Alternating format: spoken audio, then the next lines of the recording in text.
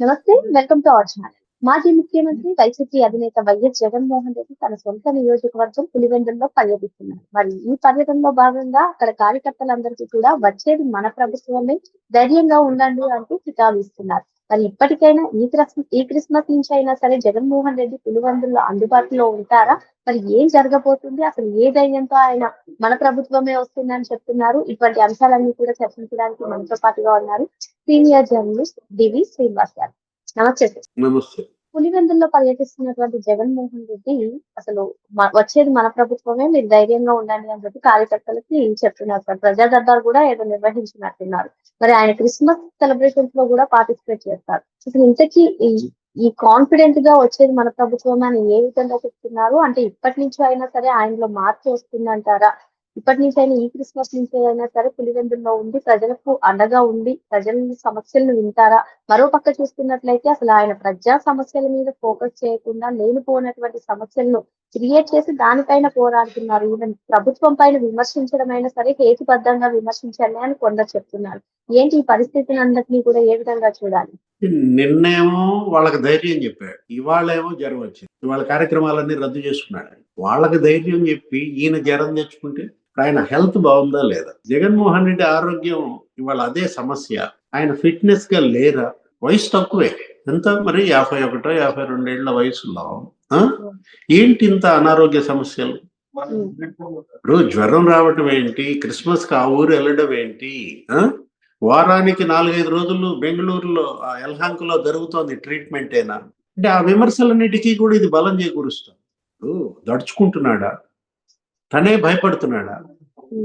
వరుస పెట్టి ఇన్ని అరెస్టులు జరగటం, ఈ విధంగా ఉక్కుపాదం మోపటం, ఇది అరాచక శక్తుల్ని ప్రభుత్వం అణిచివేయడం మనం చూసాము. అక్కడ లేడీ డాన్స్ కి పట్టిన గతి.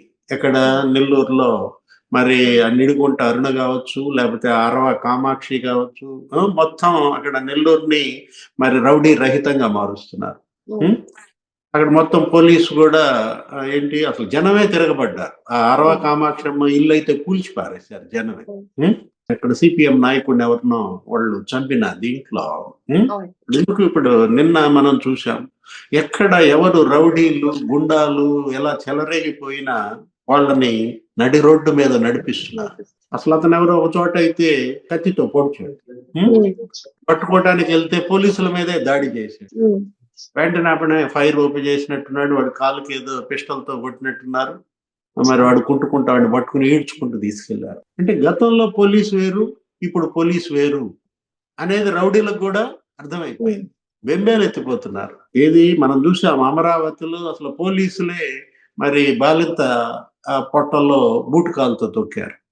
ఆ దృశ్యం అదే అసలు జగన్మోహన్ రెడ్డి ఓటమికి ప్రధాన కారణం. అమరావతిని 3 ముక్కలు చేయొద్దని మహిళలంతా కూడా ఏదో పొంగళ్ళు ఎత్తుకుని వెళ్తుంటే దుర్గమ్మ బాలింత మహిళ మీద మరి ఏం చేశారు? పోలీసులే బూటుకాలతో తొక్కిన దృశ్యం. నాడమ్మ పోలీసులే బాలింత పైన బూట్తో తన్నారు సార్. మరి నేను చూసుకున్నట్లయితే పుట్టినరోజు సందర్భంగా గర్భిణీ స్త్రీ పైన కాలుతో తన్నడం. అయినా కూడా మా పార్టీ అధికారంలోకి వస్తుంది, ధైర్యంగా ఉండండి. ఏ కాన్ఫిడెన్స్ తో జగన్మోహన్ రెడ్డి ఈ విధంగా మాట్లాడుతున్నారని? సత్యసాయి జిల్లాలో ఎవరో అమ్మాయి సంధ్యా రాణి అనే మహిళ మీరు చెప్పినట్టు మరి గర్భిణి జుట్టు పట్టుకు ఈడ్చి గొంతు నొక్కి కడుపు మీద తన్నాడు. ఏం జరిగింది? ఈడ్చుకెళ్లారు. ఇవాళ ఆ రౌడీ అతను ఎవరో గుండా అతనేంటి మొత్తం పోలీసులు నడి రోడ్డు మీద అందరి సమక్షంలో నడిపించుకుంటూ వెళ్తుంటే ఈ రోజు ఇంకోటి బిగిన్ చేశారు. అసలు అతను వైసీపీ కార్యకర్త కాదు, మాకు సంబంధం లేదు, అతను జనసేన కార్యకర్త అంటూ జనసేనకి తెలుగుదేశంకి తగాదా పెట్టాలని చూస్తున్నారు. అరే అసలు ఎక్కడ ఏ అవకాశం దొరికినా ఏదో రకంగా ఈ కూటమిని విచ్ఛిన్నం చేయాలా, జనసేనని తెలుగుదేశాన్ని బదనాం చేయాలా, ఇద్దరి మధ్య మళ్ళా కుంపట్లు పెట్టాలి అనే ఒక వాళ్ళ ఆలోచన చూస్తే జాలిపడాలో నవ్వాలో అర్థం కావట్లేదు. ఇప్పుడు సొలిసిటర్ జనరల్ గా కనకమేడల రవీంద్ర వచ్చి అడిషనల్ సొలిసిటర్ జనరల్ గా ఆయన వచ్చిన దగ్గర నుంచి అసలు మరి వీళ్ళకి భయపెత్తుతుందా, బేజారెత్తిపోతున్నారా? నిన్న ఆయన నియామకం ఏంటి? ఇవాళ ఈయనకి జ్వరం రావడం ఏంటి? సింక్ అవట్లా. ఇప్పుడు మామూలుగా ఇచ్చారు. కనకమేడల రవీంద్ర కుమార్ గతంలో రాజ్యసభ సభ్యుడిగా పనిచేశారు. ఆయన న్యాయవాదిగా సుదీర్ఘకాలం సేవలు అందించారు హైకోర్టులో. టీడీపీ లీగల్ సెల్ అధ్యక్షుడిగా కూడా పనిచేశారు. పనిచేశారు. కనకమేడల రవీంద్ర.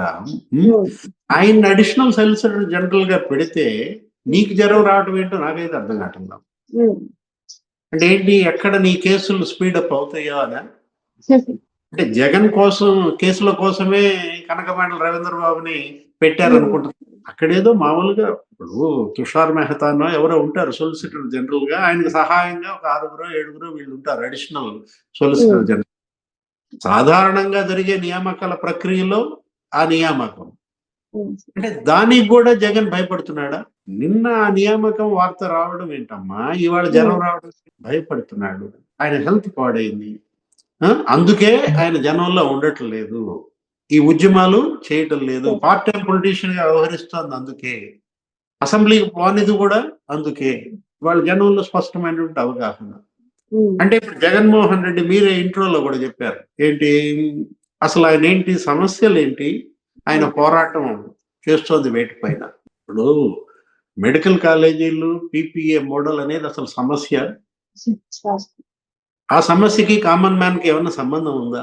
దాన్ని తీసుకుని అదొక పెద్ద రాష్ట్ర వ్యాప్త ఆందోళనలకు పిలిపించి ఈయనేదో సంపద సృష్టించినట్టు, ఆ సంపదను వాళ్ళేదో ధ్వంసం చేస్తున్నట్టు చిత్రించి చిలవలు పలవలుగా అదేదో నియోజకవర్గం స్థాయి, జిల్లా స్థాయి, రాష్ట్ర స్థాయి, గవర్నర్ కి కోటి సంతకాలు. ఇక్కడ రైతుల సమస్యలు ఉన్నాయి, విద్యుత్ సమస్యలు ఉన్నాయి, లేకపోతే యువత సమస్యలు ఉన్నాయి, మహిళల సమస్యలు ఉన్నాయి. వాటి మీద కదా నువ్వు కనెక్ట్ అవ్వాల్సింది. ఇప్పుడు ఎవరమ్మా ఇవాళ ఈ సమాజంలో ఎక్కువగా ఉండేటటువంటి వాళ్ళు ఎవరు? రైతులు. వాళ్ళతో నువ్వు పోరాటం చేస్తే, వాళ్ళని తీసుకుని నువ్వు వెళ్తే గవర్నర్ దగ్గరికి, వాళ్ళ సమస్య మీద నువ్వు కోటి సంతకాలు సేకరిస్తే వాళ్ళు నీకు కనెక్ట్ అవుతారు, నీకు ఓట్లు వేస్తారు. లేదు యువత, ఈ కూటమి ఇచ్చిన హామీలు ఇవి, మరి వీళ్ళేమి ఈ విధంగా చేయటం లేదు, వీళ్ళు ఈ ఉద్యోగాలు తీసుకురాలేదు, నేను బోర్డు ఉద్యోగాలు ఇచ్చాను, నెలకు 5,000 జీతం అంటే మాటలా, మరి నెలకు 5,000 జీతంతో మరి నేను దగ్గర ఒక 2 లక్షల మంది వాలంటీర్లను పెట్టాను, అట్లాగే మరి నెలకు 10,000 జీతం అంటే మాటలా, మరి ఆ జీతంతో నేను 1,50,000 మంది సచివాలయ సిబ్బందిని పెట్టాను, ఈయనేం పెట్టలేదు అని నువ్వు యువతను ఏమైనా కనెక్ట్ చేసుకుంటే, ఏదో నిరుద్యోగమో నిరుద్యోగ భృతో దాని మీద తీసుకుని ఇదే ఆందోళన కనుక పిలిపించాడు అనుకో, నియోజకవర్గ స్థాయి, జిల్లా స్థాయి, రాష్ట్ర స్థాయి సంతకాలు ఏదో ఒకటి ఫోర్జరీయో మామూలు సంతకం పెట్టించటం, తీసుకెళ్లటం, గవర్నర్ని కలవటం, అప్పుడు ఎంత కనెక్ట్ అయ్యేవాడమ్మా? అప్పుడు ఈ పార్టీ ఎంతగా ప్రజల ఆదరణ పొందేది. అంటే ఏంటి, సరైన సలహాలు జగన్మోహన్ రెడ్డికి ఎవరు ఇవ్వరా, లేకపోతే అసలు అతను వినడా? ఇచ్చేవాడి తప్ప, పాటించేవాడి తప్ప. అబ్బే ఒకటి చెబితే వినేవాడు జగన్మోహన్ రెడ్డి ఎట్లా అవుతాడంటావా? ఇప్పుడు తల్లి చెబితే వినడు, చెల్లెళ్ళు చెబితే వినడు, మరి ఎవరు చెబితే వింటాడు? భార్య చెబితే వింటాడు అనుకుంటా. ఏది మొన్న ఎవరో ఒక రిలేటివ్ చిన్న పిల్ల 18 ఏళ్ళు 20 ఏళ్ళు ఉంటాయి, ఏదో ఫంక్షన్ వచ్చింది, ఏదో పాలిటిక్స్ మేమంతా మాట్లాడుతుంటే ఆ పిల్లకి కూడా పాలిటిక్స్ ఇంట్రెస్ట్ అనుకుంటా నీకులాగా. ఆ అమ్మాయి అంది, జగన్ లాంటి వాడిని చేసుకోవాలి, చేసుకుంటే పెళ్లి అంటాను. ఇదేంట్రా నాయన, ఈ చిన్నపిల్లలు ఏంటి ఈ విధంగా అందనుకున్నా. పెళ్లి చేసుకుంటే జగన్మోహన్ రెడ్డి లాంటి వాడిని చేసుకోవాలంటే ఇదేంటి ఇలా అంది, వయసు తక్కువ అనుకుంటే మరి భార్య కోసం అతను తల్లినే ఎదిరించాడు, మరి చెల్లెళ్ళని మరి రోడ్డు మీదకి నెట్టాడు, అంతకన్నా మంచివాడు ఎవరు? అంటే ఎవరు కనెక్ట్ అవుతున్నారు జగన్మోహన్ రెడ్డికి? అంటే తల్లిని రోడ్డు మీదకి నెట్టేయటం కనెక్ట్ అయ్యే విధానమేనా? చెల్లెళ్ళ ఆస్తులు స్వాధీనం చేసుకున్నాడు అనే చెడ్డ పేరు అతన్ని ఏ విధంగా డైల్యూట్ చేసింది, డిమినిష్ చేసింది, ఒక రాజకీయ మరుగుజ్జుగా మారాడు. ఏది మొన్న ఎవరు అన్నారు తెలంగాణలో అనుకుంటా, ఏంటి మరుగుజ్జులు అనేది ఆ మధ్య పెద్ద చర్చ జరిగింది. కవితో ఎవరు మొత్తానికి జగదీశ్వర్ రెడ్డినో ఎవరినో ఉద్దేశించి, లేదు ఆర్కే కూడా రాసినట్టున్నారు ఆయన కొత్త పలుకులో ఏదో మరుగుజ్జు అనే పదం. అది అసలు కరెక్ట్ గా యాప్ట్ గా ఇతనికి సరిపోద్దా? జగన్మోహన్ రెడ్డికి. అదే ఒక రాజకీయ మరుగుజ్జుగా అతను మారాడంటే, ఉమ్, అంటే అసలు నీ పార్టీ నువ్వేదో ఊడబీకుతావు, నువ్వేదో చేస్తావు, నువ్వేదో పెద్ద హీరో పుడింగ్ అనుకున్నారు. అప్పుడు సోనియా గాంధీని ఎదిరించాడు, మా పుడింగి ఆ, అని కదా ఈ బ్యాచ్ అంతా జగన్మోహన్ రెడ్డి చుట్టూతో చేరింది, అతను ఒక హీరో వర్షిప్ ఇచ్చింది. అవును సార్. కానీ ఏం జరిగింది? ఆ సోనియా గాంధీతో రాజీ పడిపోయాడు. ఉమ్, మళ్ళా ఎవరి మీదైతే ఆరోపణలు చేశారో వాళ్ళతో ఈ కుటుంబం ములాఖత్ అయింది. ఈయన చెల్లెలే ఆ పార్టీలో చేరింది. సొంత చెల్లిని జగన్మోహన్ రెడ్డి నెట్టేసిన నా చెల్లిలాగా ఆదరిస్తానని రాహుల్ గాంధీ మరి ఆమెకి పిసిసి అధ్యక్ష పదవి ఇచ్చాడు షర్మిలకి. అంటే ఆ కుటుంబానికి ఈ కుటుంబానికి నిజంగా వివాదం ఉందా? ఇది నాటకమా? అదే కాదు, ఇప్పుడు ఏది రిలయన్స్ ఆడికి రాజ్యసభ అవును. టికెట్ ఇచ్చాడు.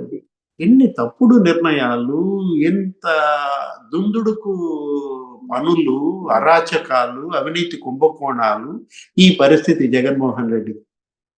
అంటే ఒక చోట ఉండడు, ఉమ్, ఒక పని చెయ్యడు, ఏది కాలుగాలిన పిల్లిలాగా అటు ఇటు తిరుగుతాడు. అటు యలహంకలోనూ ఉండలేడు, ఇటు తాడేపల్లిలోనూ ఉండలేడు, ఇటు పార్టీని నిలబెట్టలేడు. ఇంత ఫెయిల్యూర్ లీడర్ ని అసలు నేను భారత రాజకీయాల్లో చూడలేదమ్మా. ఏది పార్లమెంట్కి ఎన్నికయ్యాడు ఇతను ఫస్ట్, ఉమ్, అది సరిగ్గా చేయలే.